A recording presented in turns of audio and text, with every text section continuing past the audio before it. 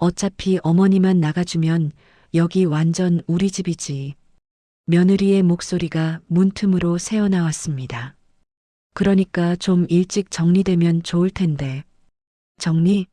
나를 정리한다고? 그 순간 온몸이 얼어붙었습니다. 손에 들고 있던 찻잔이 바닥에 떨어져 산산조각 났습니다. 하지만 그 소리조차 들리지 않았습니다. 귓가엔 오직 며느리의 그 한마디만 맴돌았습니다. 내가 평생 모아 마련한 집에서 내가 쫓겨날 처지에 놓인 것입니다. 아니, 쫓겨나는 것도 모자라 일찍 정리되길 바라고 있었습니다. 하지만 며느리는 몰랐습니다. 이 집 주인이 그렇게 만만한 사람이 아니라는 것을. 64년을 살아오며 온갖 풍파를 다 겪어본 여자가 이 정도 음모에 무너질 리 없다는 것을. 이야기 시작하기 전에 구독과 좋아요 부탁드립니다. 여러분의 작은 관심이 큰 힘이 됩니다. 나는 최순희입니다. 올해 64. 남편 정수와 함께 40년을 살았습니다. 새벽 오시면 어김없이 일어나 식당 문을 열었고 밤 11시가 넘어서야 집에 돌아왔습니다. 손님 하나라도 더 받으려 명절에도 쉬지 않았고 휴가라는 건 평생 한 번도 가본 적이 없었습니다. 그렇게 40년을 일했습니다. 허리는 구부정하게 휘었고 손은 거칠어져 마치 나무 껍질 같았습니다. 하지만 후회는 없었습니다. 두 아들을 대학까지 보냈고 결혼도 시켰으니까요. 3년 전 겨울 남편이 세상을 떠났습니다. 심장마비였습니다. 너무 갑작스러웠습니다. 아침에 오늘 날씨 좋네라고 웃던 사람이 저녁엔 차가운 시신이 되어 있었습니다. 장례식장에서 나는 울지 않았습니다. 울 수가 없었습니다. 실감이 나지 않았으니까요. 진짜 힘들었던 건 장례가 끝나고 난 후였습니다. 빈집으로 돌아왔을 때 남편의 슬리퍼가 현관에 그대로 놓여 있었습니다. 그 순간 무너졌습니다. 바닥에 주저앉아 한참을 울었습니다. 목이 쉬도록 울었습니다. 하지만 언제까지 그럴 수는 없었습니다. 남편이 마지막으로 한 말이 있었습니다. 순이야, 잘 살아. 꼭 행복하게 살아. 그 약속을 지키고 싶었습니다. 그래서 일어났습니다. 식당을 정리하고 평생 모은 돈으로 작은 2층 주택을 샀습니다. 크진 않았지만 햇살이 잘 들었습니다. 특히 앞마당의 매화나무가 마음에 들었습니다. 봄이면 하얀 꽃이 피어 집 안가득 은은한 향기가 퍼졌습니다. 혼자 사는 삶이 처음엔 낯설었습니다. 밥을 해도 혼자, TV를 봐도 혼자, 잠을 자도 혼자. 하지만 점차 익숙해졌습니다. 아침엔 마당에 물을 주고 오후엔 동네 복지관에서 친구들을 만나고 저녁엔 책을 읽거나 드라마를 봤습니다. 평화로운 일상이었습니다. 외롭긴 했지만 불행하진 않았습니다. 그런데 그 평화가 깨진 건 지난해 가을이었습니다. 10월 어느 날 큰아들 민수가 갑자기 집에 나타났습니다. 엄마. 아들의 첫마디에 가슴이 철렁했습니다. 얼굴이 너무 안 좋았거든요. 눈 밑엔 다크서클이 짙게 깔려 있었고 뺨은 푹 꺼져 있었습니다. 1년 만에 본 아들은 10년은 늙어 보였습니다. 무슨 일이야? 아프니? 아니, 그게. 민수는 말을 잇지 못했습니다. 한참을 망설이더니 겨우 입을 열었습니다. 엄마, 잠깐만. 며칠만 여기서 지내도 될까? 무슨 소리야? 왜? 카페가 요즘 너무 안 돼. 월세도 밀렸고 집에서도 쫓겨날 것 같아. 아들은 5년 전 작은 카페를 열었습니다. 처음엔 잘 됐습니다. 손님도 많았고 수입도 괜찮았다고 했습니다. 하지만 코로나 이후 모든 게 무너졌나 봅니다. 그래, 들어와. 엄마 집이 내 집이지. 나는 아들을 안았습니다. 아들의 몸에서 피곤한 냄새가 났습니다. 며칠만 쉬게 해주자. 기운 차리면 다시 나가겠지. 그렇게 생각했습니다. 하지만 그게 큰 실수였습니다. 사흘 후 며느리 지영이 큰 짐 보따리를 들고 나타났습니다. 어머니, 민수 오빠 혼자 두기 힘들어서 저도 왔어요. 아, 그래. 들어와. 며느리는 겉으로는 공손했습니다. 식사 준비도 도와주고 청소도 했습니다.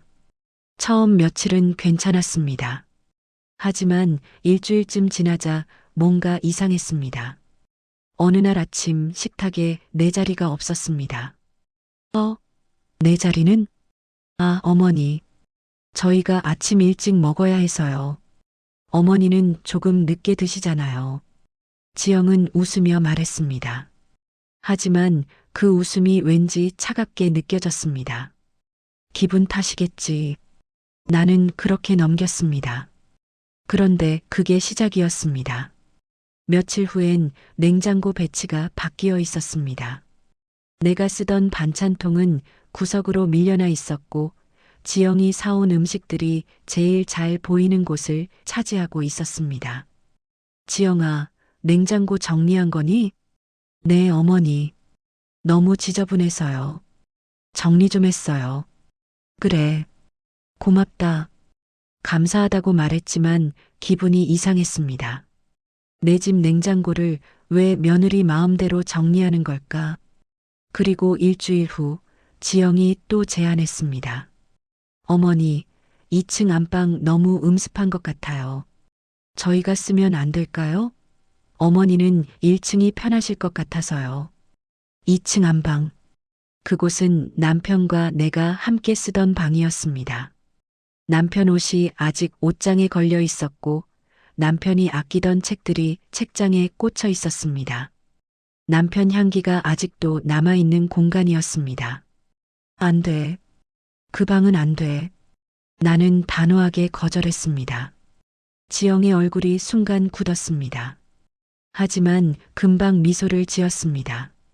아, 네. 알겠어요. 그냥 말씀드린 거예요. 하지만 그날 밤 잠이 안 와서 물을 마시러 부엌에 갔다가 대화 소리를 들었습니다. 왜 저렇게 고집이 세? 방도 많으면서 왜 안방을 안 내주는 거야? 지영의 목소리였습니다. 엄마가 원래 그래. 고집세? 민수의 대답이 들렸습니다. 그러게. 어차피 나중엔 다 우리 집인데 뭘 그렇게 해. 그 순간 심장이 멈추는 것 같았습니다. 우리 집? 내가 평생 모아서 산 집이 언제 내 집이 됐니? 나는 물도 마시지 않고 방으로 돌아왔습니다. 침대에 누웠지만 잠이 오지 않았습니다. 천장을 보며 생각했습니다. 며칠만 있다가 나가겠지. 설마. 하지만 내 예감은 빗나갔습니다. 마이너스. 11월이 되었습니다. 날씨가 추워지던 어느 날 지영의 친정 동생 혜진이 짐을 들고 나타났습니다. 안녕하세요, 어머니. 저 혜진이에요. 언니 힘들다고 해서 잠깐 도와주러 왔어요. 아, 그래. 들어와. 거절할 수도 없었습니다. 이미 짐까지 들고 왔는데 혜진은 20대 후반으로 보였습니다. 화장이 진했고 목소리가 컸습니다. 와, 집 진짜 좋다. 마당도 있고. 혜진은 집안을 돌아다니며 이것저것 구경했습니다. 마치 자기 집처럼. 그날부터 집은 완전히 변했습니다. 아침이면 지영과 혜진이 부엌을 점령했습니다. 둘이서 웃고 떠들며 음식을 만들었습니다. 나는 한쪽 구석에서 그 모습을 지켜볼 뿐이었습니다. 어머니, 커피 드릴까요? 혜진이 물었습니다. 아니, 괜찮아. 아, 그러세요? 그럼 저희끼리 마실게요. 둘은 커피를 들고 거실로 갔습니다. 내 소파에 앉아 내 TV를 보며 웃고 떠들었습니다. 나는 작은 방으로 들어갔습니다. 갑자기 이 집에서 내가 손님이 된 것 같았습니다. 며칠 후엔 더 충격적인 일이 벌어졌습니다. 냉장고를 열었는데 반찬통이 없었습니다. 남편이 좋아하던 젓갈이 담긴 반찬통.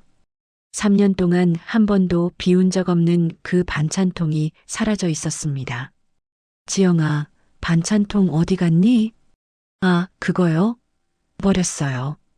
뭐, 너무 오래됐잖아요. 건강에 안 좋을 것 같아서요. 지영은 대수롭지 않게 말했습니다. 내가 허락도 안 했는데 왜 함부로 버려? 내 목소리가 커졌습니다. 어머니, 화내지 마세요. 건강 생각해서 그런 거예요. 건강은 무슨, 그건 내 아버지가, 아버지는 이미 돌아가셨잖아요. 계속 그런 거 붙들고 계시면 어떡해요. 그 순간 머리끝까지 화가 났습니다. 하지만 참았습니다. 말해봤자 소용없을 것 같았습니다. 그날 밤 또 대화 소리가 들렸습니다. 언니, 여기 완전 좋다. 임대료도 안 내고. 그러니까 한동안 여기 있으면 돈도 모을 수 있을 것 같아. 근데 어머니는 언제까지 계실 거야? 글쎄, 올해는 안 계실 것 같은데. 왜? 나이가 있으시잖아. 건강도 안 좋으시고. 그럼 나중에 이 집은? 당연히 우리 거지. 오빠가 큰아들이잖아. 나는 문 밖에서 주저앉았습니다. 다리에 힘이 풀렸습니다. 이 집이 내 거라고? 분노가 치밀었습니다. 하지만 동시에 서러웠습니다. 아들을 믿었는데, 며느리를 믿었는데, 이런 식으로 나올 줄은 몰랐습니다. 마이너스 마이너스 마이너스. 12월 상황은 더 악화되었습니다. 지영의 이모라는 사람까지 들어왔습니다. 50대로 보이는 여자였습니다. 어머니, 반갑습니다. 저 지영이 이모예요. 잠깐만 신세 지겠습니다. 신세는 무슨, 이미 큰 가방 2개를 들고 들어왔습니다. 이제 집엔 나를 포함해 5명이 살았습니다. 아니, 정확히는 4명이 살고 나는 구석에 처박혀 있었습니다. 거실은 그들의 공간이 되었습니다. 저녁이면 모여 앉아 배달 음식을 시켜 먹고 TV를 크게 틀고 밤늦게까지 떠들었습니다. 나는 작은 방에 갇혀 지냈습니다. 나오려고 해도 눈치가 보였습니다. 거실엔 그들의 짐이 가득했고 내가 앉을 자리는 없었습니다. 어느 날 내 물건들이 사라지기 시작했습니다. 남편이 사준 찻잔 세트, 남편과 찍은 사진, 내가 아끼던 앞치마. 하나둘씩 사라졌습니다. 지영아, 내 찻잔 세트 봤니? 아, 그거요? 낡아서 버렸어요. 사진은? 거실에 걸려있던 사진. 치웠어요. 어두운 사진은 집 분위기 우울하게 만들잖아요. 그건 내 아버지랑 찍은. 어머니, 계속 과거에 사시면 안 돼요. 이제 놓으셔야죠. 지영은 마치 나를 가르치듯 말했습니다. 나는 더 이상 아무 말도 할 수 없었습니다. 말해봤자 소용없으니까. 그리고 며칠 후 결정적인 대화를 듣게 됐습니다. 오후 집이 조용했습니다.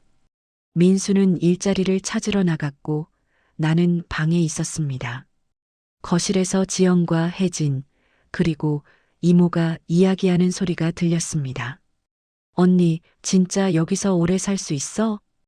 혜진의 목소리였습니다. 응, 당분간은. 좋겠다. 나도 자취방 빼고 여기 눌러 살까? 셋이 웃었습니다. 근데 어머니는? 어머니가 뭐? 계속 여기 계시면 좀 불편하지 않아? 그러게. 솔직히 불편하긴 해. 그럼 어떡해? 어떡하긴. 요양원 보내야지. 요양원? 가실까? 모르지. 근데 어차피 혼자 사시기 힘드실 거야. 나이도 있으시고. 그럼 이 집은? 어차피 어머니만 나가주면 여기 완전 우리 집이지. 그 순간 숨이 멎었습니다. 그러니까 좀 일찍 정리되면 좋을 텐데. 조용히 해. 들리면 어떡해. 괜찮아. 방에 계시던데. 나는 그 자리에 얼어붙었습니다. 일찍 정리? 그게 무슨 뜻인지 정확히 알 수 있었습니다. 나에게 빨리 죽으라는 소리였습니다. 손이 떨렸습니다. 온몸이 떨렸습니다.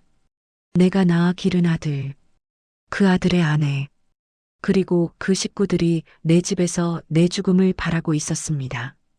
마이너스 마이너스 마이너스. 그날 밤 나는 잠을 이루지 못했습니다. 천장을 보며 생각했습니다. 어떻게 해야 할까? 아들에게 말할까? 하지만 민수는 이미 지영 편이었습니다. 말해봤자 내가 오해했다고 예민하게 굴지 말라고 할 게 뻔했습니다. 경찰에 신고할까? 하지만 뭐라고 신고하죠? 며느리가 나를 쫓아내려고 한다고? 증거도 없는데? 새벽 5시 나는 결심했습니다. 증거를 만들어야 해. 더 이상 당할 수만은 없었습니다. 내가 평생 모아 산 집입니다. 남편과의 추억이 서린 집입니다. 이렇게 빼앗길 순 없었습니다. 아침이 되자 나는 컴퓨터를 켰습니다. 인터넷 쇼핑몰에 들어가 물건을 검색했습니다. 초소형 녹음기, 초소형 카메라, 여러 제품을 비교했습니다.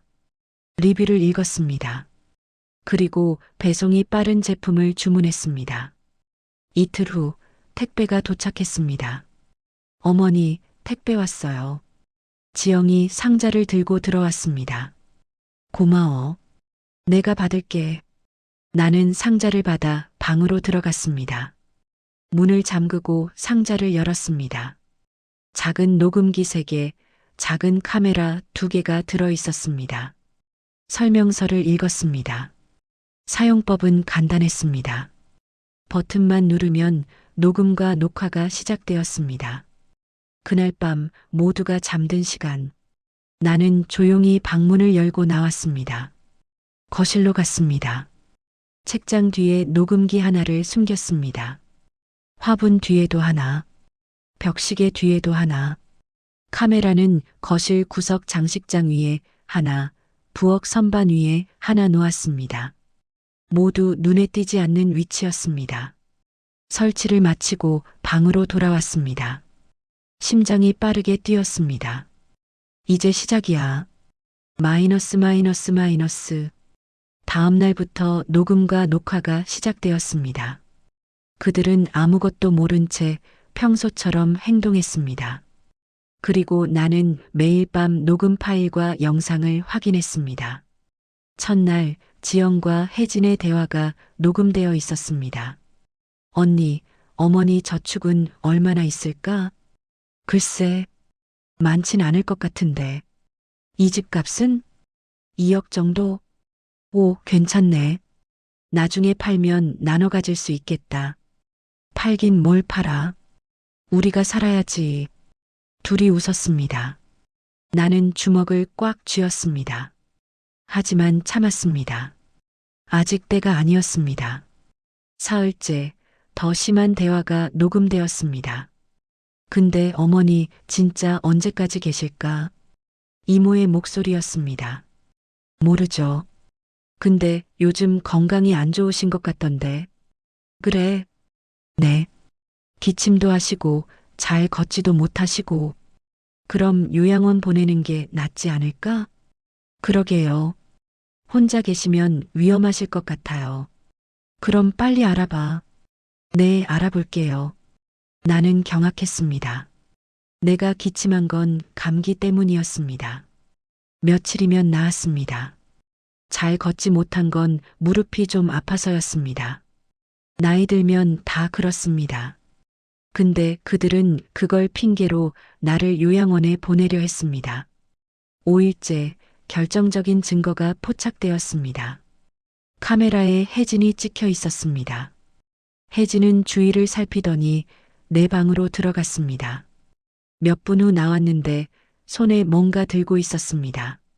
나는 급히 방으로 가서 확인했습니다. 서랍이 열려 있었습니다. 그리고 금반지 하나가 없어졌습니다.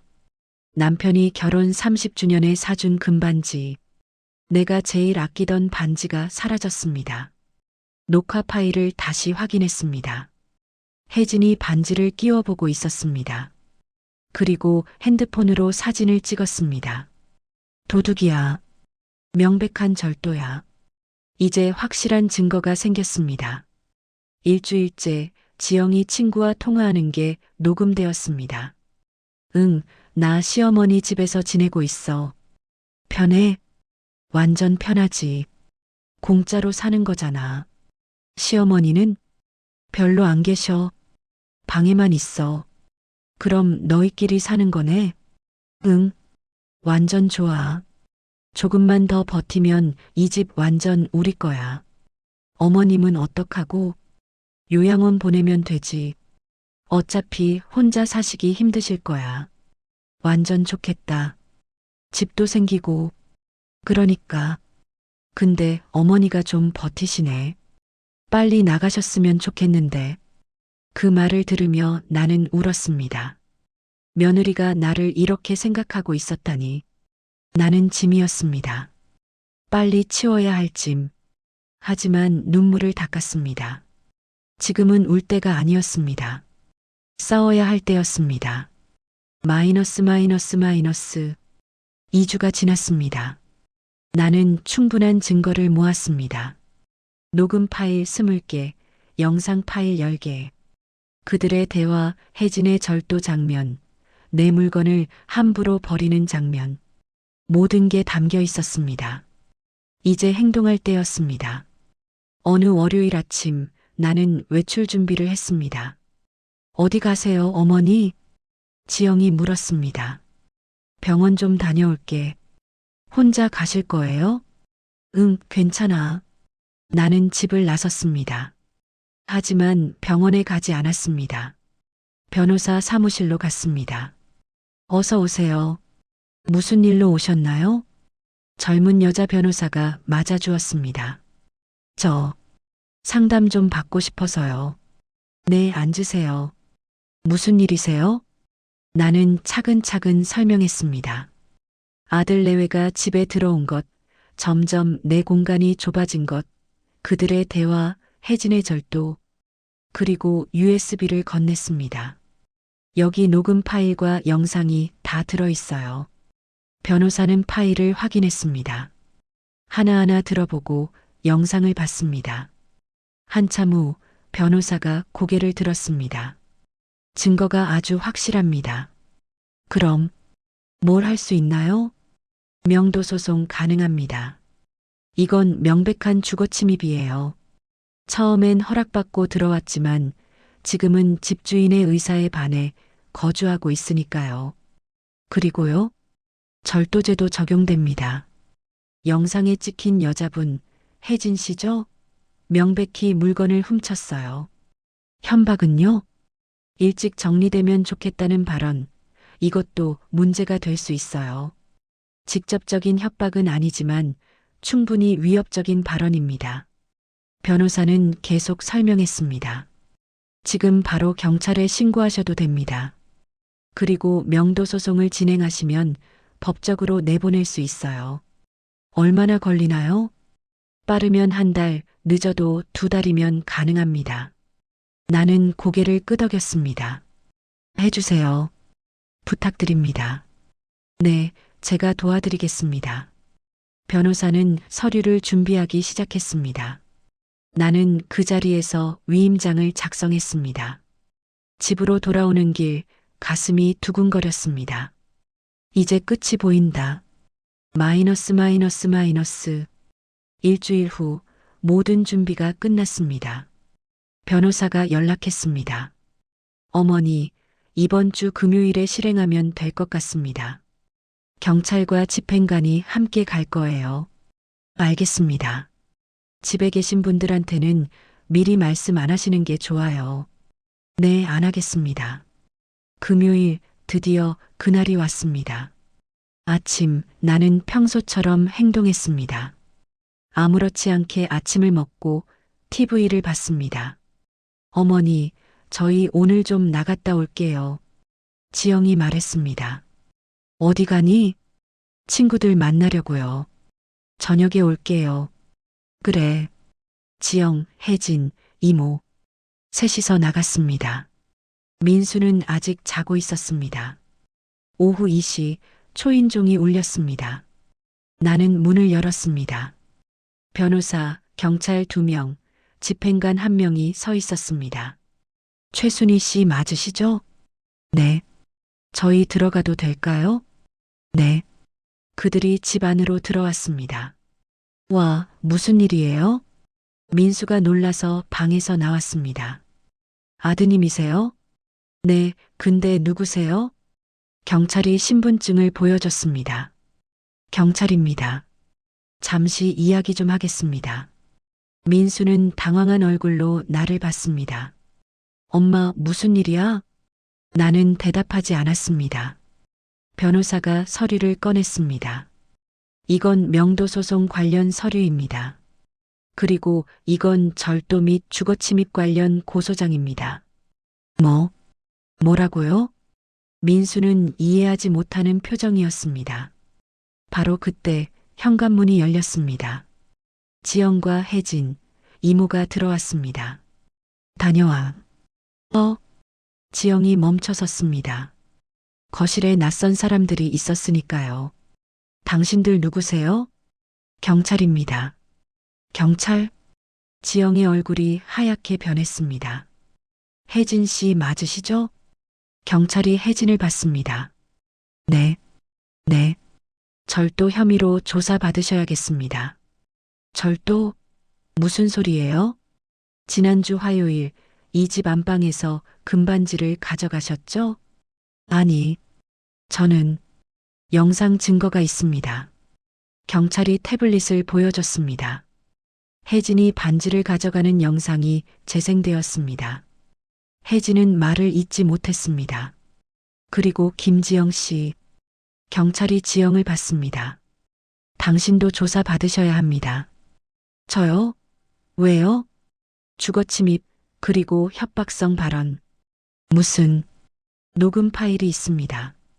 변호사가 노트북을 꺼내 녹음 파일을 재생했습니다.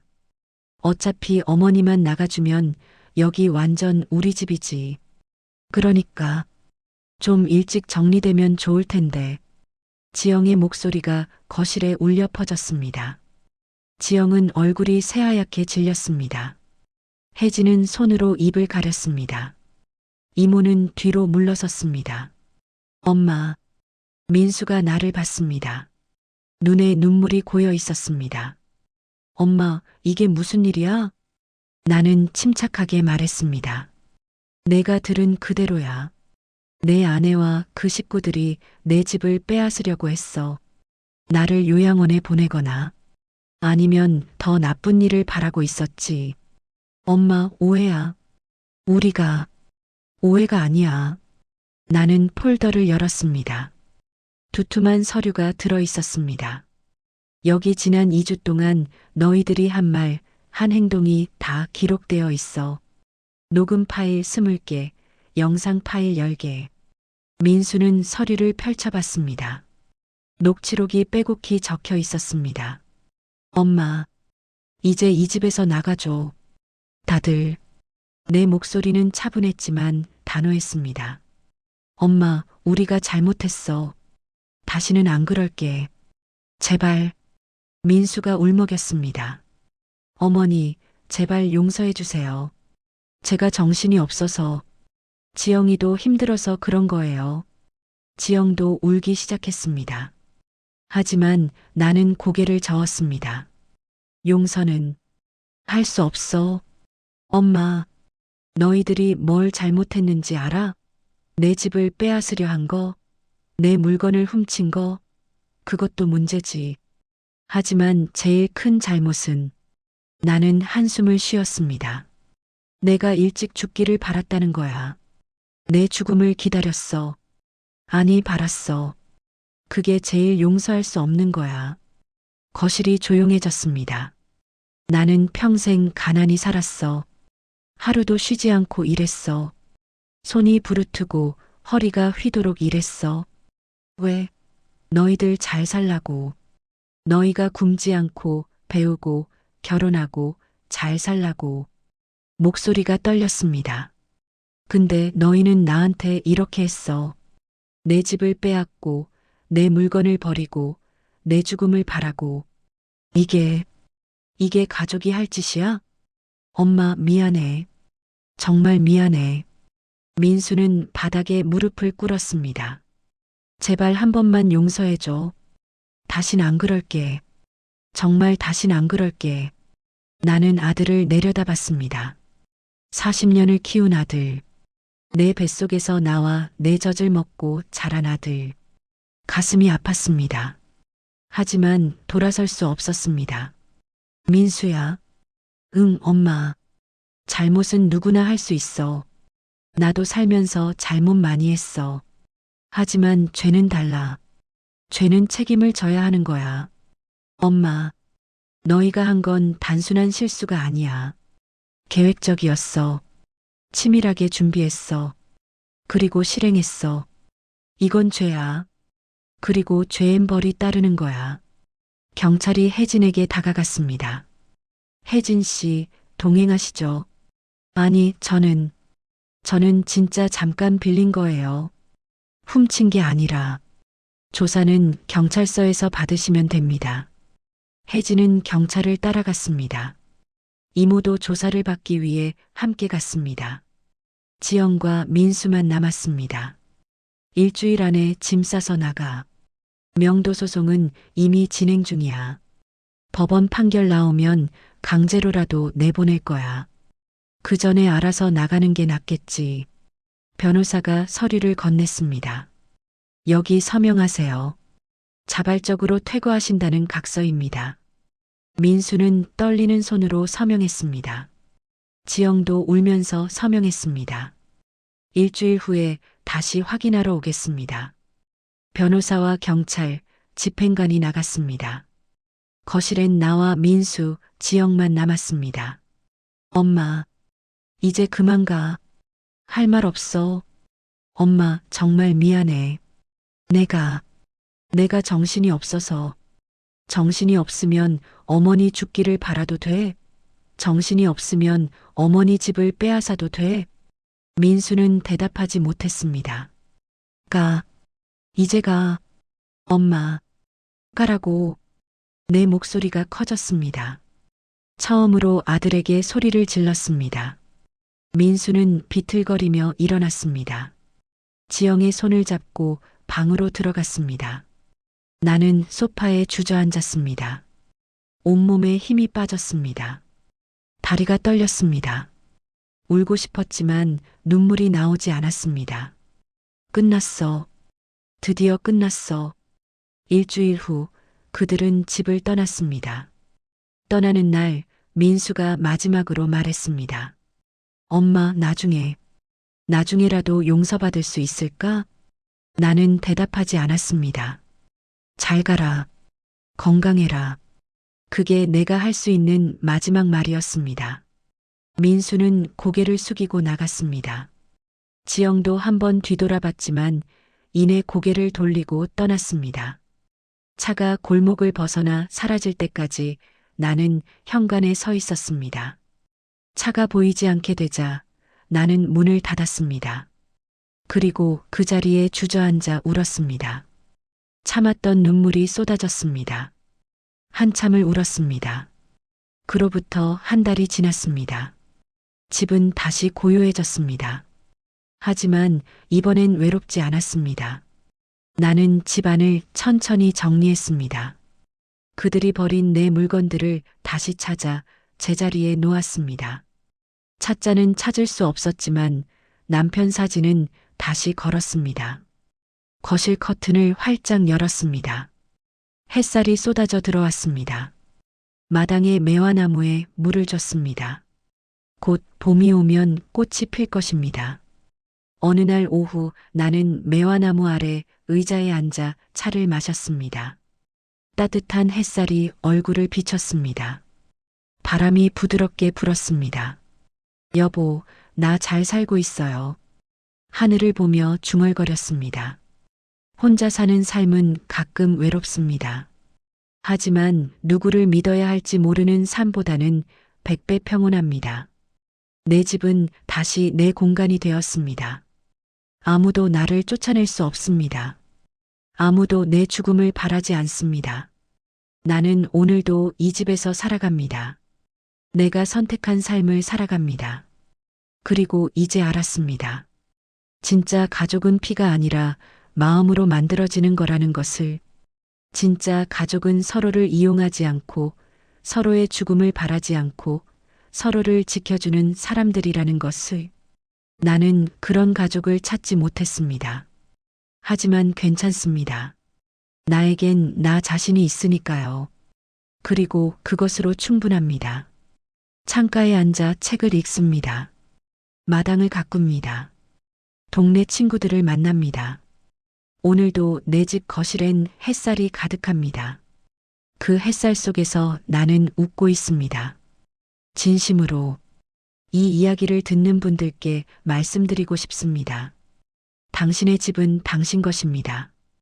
당신의 삶은 당신이 지켜야 합니다. 가족이라는 이름에 속지 마세요. 진짜 가족은 당신을 이용하지 않습니다. 용기를 내세요. 나도 했습니다. 64세 할머니도 할 수 있었습니다. 여러분도 할 수 있습니다. 당신의 삶을 지키세요. 당신의 행복을 지키세요. 그것이 당신이 해야 할 가장 중요한 일입니다.